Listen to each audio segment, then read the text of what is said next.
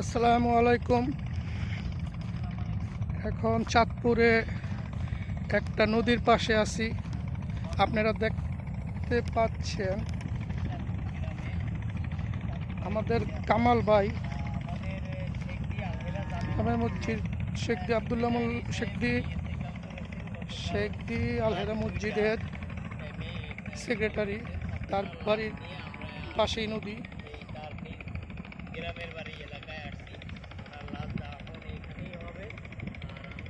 তার লাশ দাফন করার জন্য আমরা সকলেই আসছি। আসরের পর তার লাশ দাফন হবে। দাফন করার পরে আমরা চলে আসব ঢাকাতে। সবাই আমাদের কামাল ভাইয়ের জন্য দোয়া করবেন, তাকে যাতে জান্নাতবাসী করে। আমরাও দোয়া করি।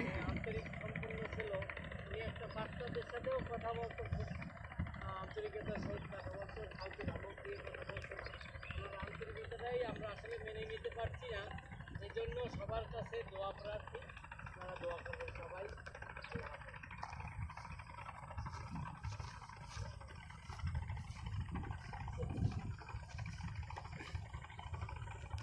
ওই যে লঞ্চ, ওই ওই লঞ্চ থামবে কি?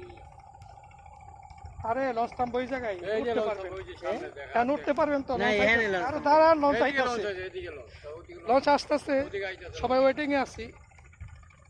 একসাথে লঞ্চে চলে আসবো। ববের চর, সম্রাটের শ্বশুরবাড়ির এলাকা।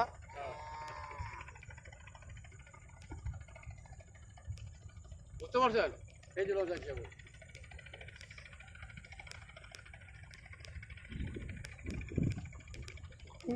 খোকন ভাই নেট পায় না।